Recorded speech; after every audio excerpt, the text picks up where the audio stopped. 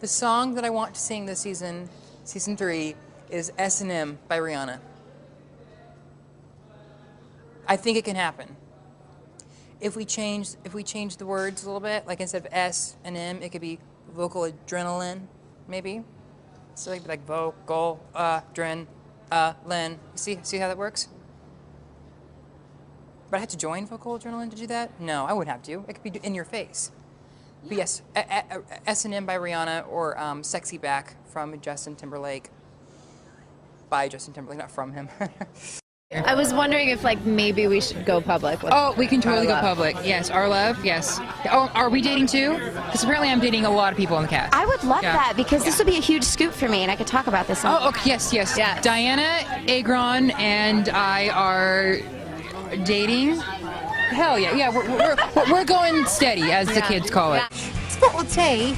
The worst pies in London. Give us a rendition of your favorite vocal warm-up. And mine, actually, it starts off as, "Don't cry for me, Argentine," and then it turns into, "And I'm telling you." I'm Chris Colfer. Check me out on teen.com TV. Check me out. Well, that's suggestive. I was really disappointed because I went there thinking, it was on a Saturday night, and I went there thinking that I was going to have this huge VIP private tour of the White House the next day, like the Situation Room and the Oval Office, and I'm a huge history nerd, so I was just so excited to get there, and then they told us that it was canceled, and I was so pissed, so upset, and I was like, there better be a good reason why my White House tour was canceled, and they caught Osama that day. Yeah. Well, I mean... So if I didn't hate him before, I'm now... You really screwed up your plans. Yeah, thanks, Osama. Cord looks okay in his boxers, I guess, you know, whatever. And it's good genetics. That's what I call that. It's good genetics. Pisses me off. Like sometimes, with like the two friends that I had, we would play this game. This game where I would go into the teacher's room and see the largest thing I could steal. And I would walk out with like plants and chairs and that's receptionists and that's just awful. Yeah, no, it was fun though. But and they never suspected anything. I would just walk by and be like, "Oh, bye, Mr. Gavin." And what else is a good love song? Baby Got Back. Baby Got Back. Another one, Bites the Dust. Toot It and Boot It. That's the best love song. It's just so emotional, and because after he toots it, he regrets booting it. I mean, it's very symbolic and really, no, so it's Shakespeare. It's beautiful. Underage drinking with Chris Colfer. Yeah, is that the title of this? I think it is. I think it is. Great. No, I'm kidding. What is that? Breaking the Law, Chris Colfer. This is a Shirley Temple with vodka. I'm kidding, just Shirley. Obviously with vodka. I liked Push It too. We were all pregnant after that number. Amber's my girl. Whatever that was. No. I think that was a gang sign. I am not a part of a gang. I've applied, they just won't let me in. I cannot tell you how many times I get stopped in the street. People think that I'm Justin Timberlake. I cannot tell you. Oh my gosh, if I had a nickel for every time I was mistaken for Justin Timberlake, I would have as much money as he does.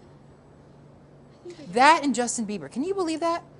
People always assume that I'm Justin Bieber, but this is the psychology. This is the reasoning why I think that's why it happens. Really think yes, all the time. But this is the reason why I think. Because people see me on the street, and they know me from somewhere, something their kids watch, something their kids are involved in. Oh, it's Justin Bieber. But I swear I've been mistaken for Justin Bieber a lot. Do you have any demands for out at King of Prussia, the mall? Ooh. Do you? I have several, and I've emailed them a list. And if I don't get what I want, I will not come back next year.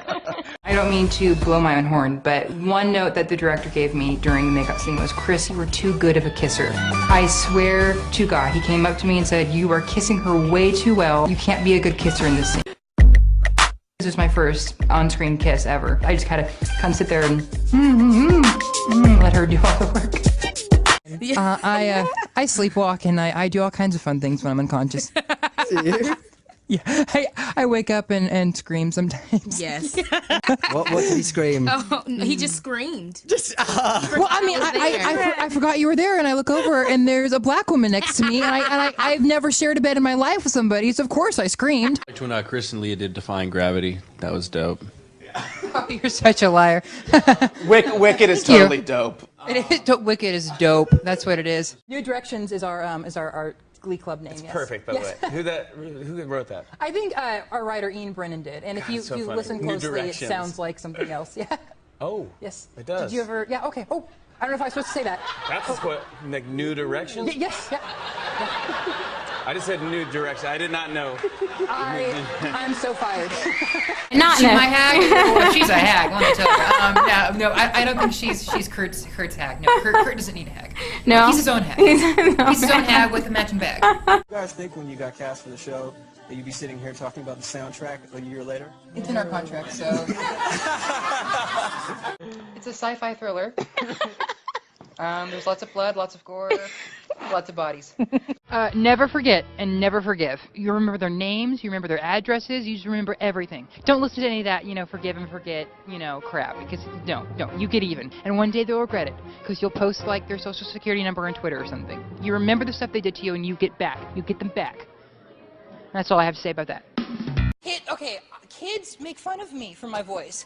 I remember, like, what right? I mean, it's not like I can help it. It's just, especially when I get excited or nervous, I get really high pitched, and then dogs just go crazy. No, I remember one time I was coming out of a restaurant, and there's this little girl in a princess dress, and I said, "Oh, look how cute you are in a princess dress." And she looks at me and she's like, "You sound like a girl." I am deaf. I have no voice.